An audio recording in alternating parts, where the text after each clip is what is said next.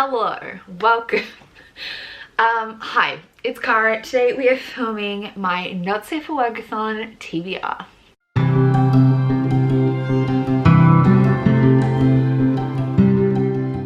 So in lieu of a classic TBR this month, I decided to draw things from jar early because I'm participating in the Nsfw-A-Thon. I will insert a clip. It's terrible.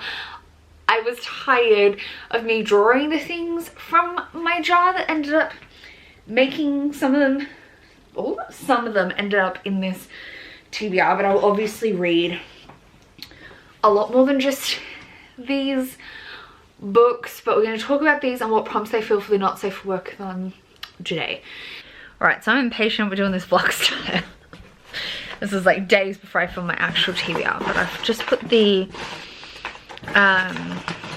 jar contents into my trusty box. I'm going to draw maybe 3 things out. I'm going to pick 2 that I'm actually going to work on, and I'm going to ignore the 3rd. Okay, we have the Inheritance trilogy by N.K. Jemisin. I would only read book 1, but I have a binder, so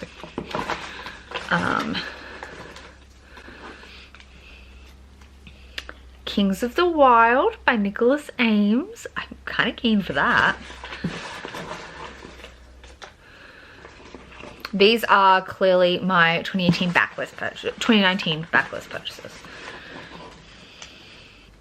And Nsfw-A-Thon by Josiah Bancroft. That's 3 adult fantasy. We'll see. Like, the Inheritance trilogy is intimidating as fuck. I probably was going to read Kings of the Wild sometime soon anyway. And I'm kind of keen for Nsfw-A-Thon. So I'm tempted to do Kings of the Wild and Nsfw-A-Thon. Not that I am not super excited for the Inheritance trilogy, but it's intimidating. Especially being in a binder. Like, it's just huge. Okay, so Kings of the Wild and Nsfw-A-Thon are our picks for 2019 backlist purchase. Alright, 2019 new releases. Here we go. My cats are interested. They play in this box when I'm not using it. There's a lot more things in this jar. It's just a bigger jar. I mean, like, more books. Missing Presumed Dead by Emma Berquist is option number 1. I'm like, I would read that, but I'm not like over the moon about it. Now Entering Adamsville by Francesca Zappia. Kind of the same, but both of these are kind of like would be great for October. Kind of tempted to draw. I keep drawing. Dig by A.S. King. That's something I'd be really keen to read. Do I draw another one? Let's draw another one. So I kind of want to leave Now Entering Adamsville and Missing Presumed Dead for spooky months. And A Tale of Magic by Chris Colfer, which I was going to read this month and it didn't end up happening. So maybe I put Dig and A Tale of Magic on my TBR. Tale of Magic is middle grade. It should go by pretty fast. Dig is not very big. So that's our jar draws, guys. So if you didn't know, the Nsfw-A-Thon is hosted by my dear friend Paige from Pages with Paige. This is round 2. The first one ran for a couple of weeks in March or April. This one's running the whole month of June. And so it's a series of prompts based on inappropriate content. And you do not have to read inappropriate books, but it's all about bringing a little bit of lightness and fun to our current climate. So I have picked a book for every single prompt. There is a bonus challenge to have blue on every single cover, which I have not achieved in the slightest. But I have got something here for every single prompt for the Nsfw-A-Thon, and we're going to talk about that today. I also have a cup of tea, but it's really hot. Alright, so the first prompt is shit, a 5-star prediction, and for that I am reading I Didn't Put These in Order. Sorry for the angle change, I am getting up and down all the time. For that I'm reading Shorefall by Robert Jackson Bennett, which is the sequel to Foundry Site, which I gave 5 stars. So I anticipate that I'll also give this book 5 stars. Like, Foundry Site was one of those instant 5 stars for me of a fantasy, and I'm really excited for this one. This world is kind of about you can write on things to change the thing's perception of itself, and that in turn changes its physics, I guess, so that you could tell wood to be more like iron, so it will be stronger, if that makes sense. It's great because the world itself doesn't know the full extent of the magic system, so you're doing a lot of learning along with the characters as they explore the magic. And there's rules, but they're kind of like feeling around for the edges of the rules, if that makes sense. So I loved the first book. I can't wait to read Shorefall. It just came out in April, but I didn't have any space on my main TBR for it, so I'm definitely going to be reading it in June. Like, first week. Second, we have Blue Balls, something with a massive cliffhanger. I don't know for sure that this has a massive cliffhanger, but the first book did, so I'm going to guess this one will, because I believe it's meant to be a trilogy, and that's Ruthless Gods by Emily A. Duncan. Like, look at these end pages, and under the dust jacket it says darkness never works alone. Everyone has mixed feelings about the first book, but I feel like the people who enjoyed the first book and went on to read the second book really love it, and I enjoyed the first book even though I can acknowledge it has a lot of flaws. So like specifically around plotting and pacing, I think, no, not even pacing, plotting. There's a lot of plot holes in book one. The world and the magic system is really dark. It's a lot of blood magic, including self-harming to do magic, so if that's going to be a trigger for you, steer clear. But I'm very excited to read this sequel. It's also pretty chunky. It's like 550 pages or something like that.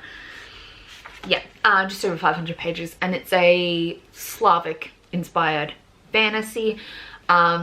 It's very like Darkling Alina fan fiction, but like different. Then we have Deep Throating, hard to swallow, so a book with hard to swallow subject matter. And for that I'm going to be reading Felix Ever After by Casey Calendar. This is a queer YA, and my character Felix is a trans man, and it's about a catfishing scenario, yes. And it's a lot about trauma, especially violence against trans teens, and trans people of color and queer people of color. And I'm really excited to read this and explore it. This is also a beautiful cover, and it's bright yellow under the dust jacket. It's beautiful. I'm so excited to read these. This is going to be the intersectional book of my dreams. The next prompt is edging. Read a book for the entire month. So that means you need to start it on the first day of the month and not finish it till the end of the month. You don't need to read some of it every day, but it needs to last the entire month. And for that, I've decided to listen to the audiobook for Senlin Ascends. I might read along, but I'm going to like try and read, maybe I'll try and read like a quarter of this each week. So split it up and each week read a quarter. This is a so it's by Josiah Bancroft. It's a fantasy. There's the Tower of Babel, and the main character loses his bride shortly after embarking on their honeymoon, and he's going into this tower to try and find her. Dark fantasy. I don't really know much of the plot, but it looks like it's told in a really interesting style, and I've heard amazing things about this series. So yeah, I think I might do that now actually. I'll put some tabs in it and split it up into quarters and read like, yeah, a quarter each week. maybe. But I am going to listen to the audiobook for this. I got my flu shot, now I have the sniffles. Next up we have Soggy Biscuit, a book featuring multiple POVs. And for this I'm going to be buddy reading Aurora Burning with April and Paige. We're hoping to read this in the first month if April's copy arrives in time. This is the sequel to Aurora Rising, which is a sci-fi from J. Kristoff and Amy Kaufman. It's got some problems, but it was very fun, the first one, so I'm interested to see how this goes. I've heard very mixed reviews about this, so I'm a little scared, but I am excited to read it. It also says bank heists, so like, hit me up, I love a good heist. We have already split this up and we're going to be reading it like a section a day for a week. Then we have Blue Waffles, and there was blue on the cover, and for that we're going to be reading The Dark Vault by Victoria Schwab. This is a bind-up of The Archived, The Unbound, and a short story that goes with the series. We're going to read, April and Paige and I are going to buddy read both books in this. So we're going to read them over 2 weeks of the month. We've paced it out, we've got tabby notes in it. So I'm going to count this whole volume for this one challenge, but I am going to upload, like I'm going to put them on Goodreads separately, because this is 2 and a bit books. Like, they deserve their credit. I have read The Archived before, but it was a while ago. Like, I was still at uni, like on res, living on res, when I read it. And I'd borrowed it out from the library, but then I got my hands on this bind-up. So yeah, I'm gonna be reading both, unless this came from my 2018 purchases section of my shelf, and only try and fit one of them in each month.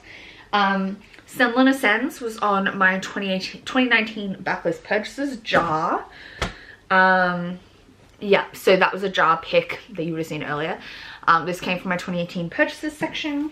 Then we have Lemon Stealing Whores, which is something featuring food, and for that I'm going to be reading Dig by A.S. King. This came from my 2019 releases section from the jar, which you would have seen, and is about potato farmers and the, like, I think they're like a big wealthy potato farming family, and it's a lot about the dynamics dealing with the inheritance, and apparently it's amazing. Also, I don't think any characters are named. I'm so confused, but I'm so excited. I'm so excited for this. I've only heard good things. Then I have a couple of digital releases. So the next challenge is Porn, read an ebook, and for that I'm going to be reading The Art of Three. The Art of Three by Erin McRae and Racheline Maltese. Racheline Maltese.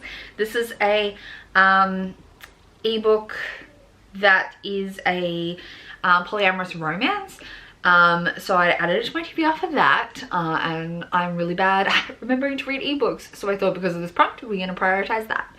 Then we have Quickie, read a book under 200 pages, and for that I'm going to try Bury the Lead by Gabby Dunn, which is a graphic novel. I can't remember the artist's name.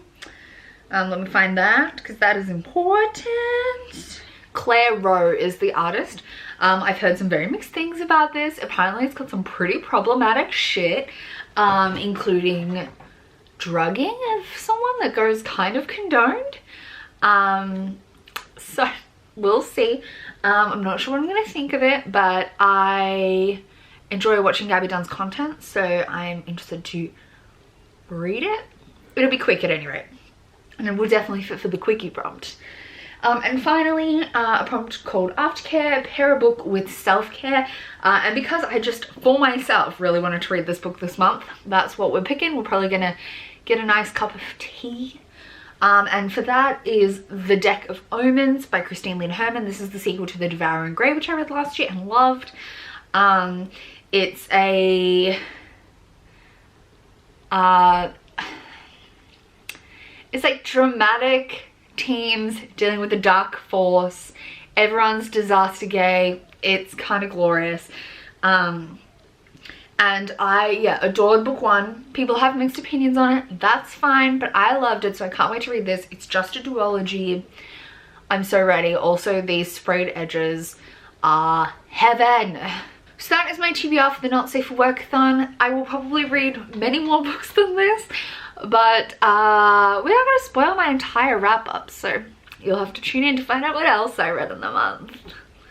Thank you so much for watching. Comment down below if you're going to be participating in the Not Safe for Work-a-thon. I'll make sure I've included all the details in the description. If I haven't, please call me out. Paige, April, call me out. I'll write it, I'll fill it in. I'm just bad at remembering.